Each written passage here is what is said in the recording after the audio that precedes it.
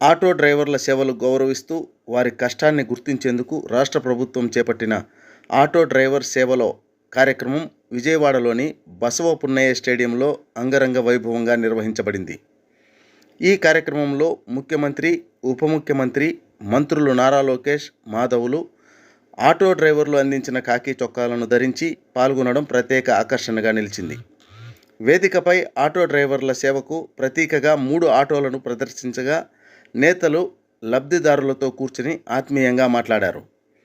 ఈ సందర్భంగా రాష్ట్ర రవాణా, యువజన క్రీడా శాఖల మంత్రి మండిపల్లి రాంప్రసాద్ రెడ్డి మాట్లాడుతూ ప్రభుత్వం ఆటో డ్రైవర్ల సంక్షేమానికి కట్టుబడి ఉందని, రవాణా రంగ అభివృద్ధికి సమగ్ర చర్యలు తీసుకుంటున్నామని అన్నారు. ప్రభుత్వం ఆటో డ్రైవర్లను కేవలం వృత్తిగా కాకుండా సమాజంలో అవిభాజ్య భాగంగా భావిస్తోందని తెలిపారు.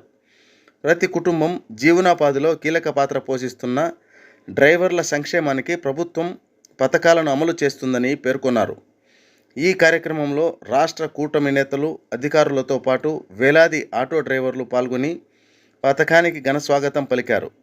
ఈ సందర్భంగా లబ్ధిదారులు ప్రభుత్వం తీసుకున్న నిర్ణయాలను ప్రశంసిస్తూ తమ కష్ట సుఖాల్లో తోడుగా నిలిచిందని తెలిపారు. శాఖ మార్చులు శ్రీ మండిపల్లి రాంప్రసాద్ రెడ్డి గారిని మాట్లాడవలసిందిగా కోరుతున్నాం.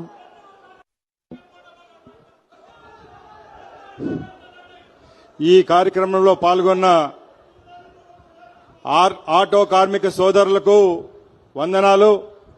అలాగే వేదిక పైన ఉన్న పెద్దలు, పూజ్యులు, దైవ సమానులు, ఆంధ్ర రాష్ట్ర ముఖ్యమంత్రి వర్యులు నారా చంద్రబాబు నాయుడు గారికి, డిప్యూటీ సీఎం పవన్ కళ్యాణ్ గారికి, మన రాష్ట్ర యువ కిషోరం సోదరులు నారా లోకేష్ బాబు గారికి, బీజేపీ రాష్ట్ర అధ్యక్షులు మాధవ్ గారికి, సహచర మంత్రివర్యులకు, అలాగే శాసనసభ్యులకు, అలాగే ఎంపీ గారికి ప్రతి ఒక్కరికి ధన్యవాదాలు తెలియజేసుకుంటూ ఈ కార్యక్రమంలో మాట్లాడుతున్నాను.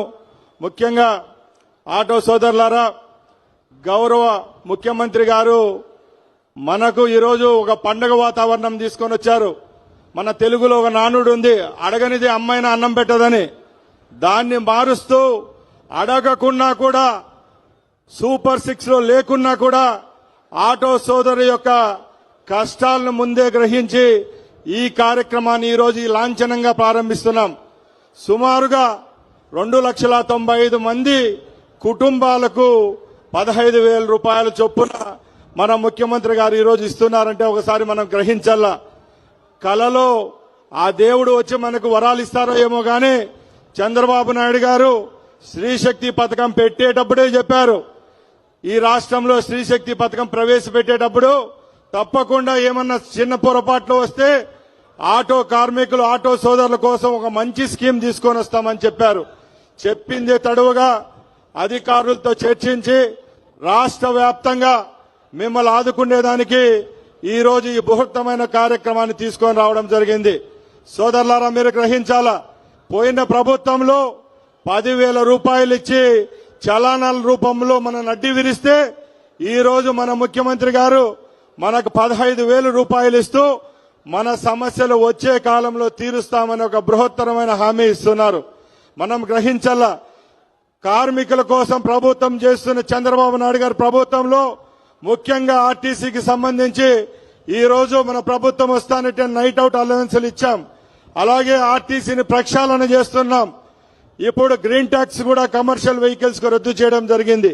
ఇలాగా చెప్పుకుంటూ పోతే ఎన్నో కార్యక్రమాలు కార్మిక సోదరుల కోసం మన కూటమి ప్రభుత్వం చేస్తా ఉంది.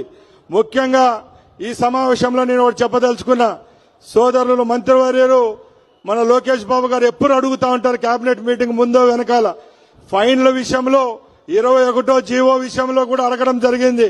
ఈ రాష్ట్రంలో ఫైన్లు ఎలాగున్నాయి, వాళ్ళ కష్టాలున్నాయి, మనకు రాజకీయంగా సమస్యలు వచ్చినా కూడా ఆర్థిక పరమైన లావాదేవీలే కాదు, తప్పకుండా ప్రజలు, కార్మికుల యొక్క సమస్యలు పట్టించుకోవాలని ఎప్పుడూ చెప్తా ఉంటారు. కాబట్టి తప్పకుండా మనకు ఇది ఒక శుభదినం. రాబోయే కాలంలో కూడా కార్మికుల పక్షపాతైన పెద్దల చంద్రబాబు నాయుడు గారి నాయకత్వంలో ఈ రాష్ట్ర వ్యాప్తంగా ఇలాంటి మహోత్తరమైన కార్యక్రమాలు చేపట్టేదానికి ఈ కూటమి ప్రభుత్వం సిద్ధంగా ఉందని తెలియజేసుకుంటూ అలాగే ఈ రోజు శ్రీ శక్తి ప్రోగ్రాం ఆదరిస్తున్న ఇక్కడున్న మన కుటుంబాల్లో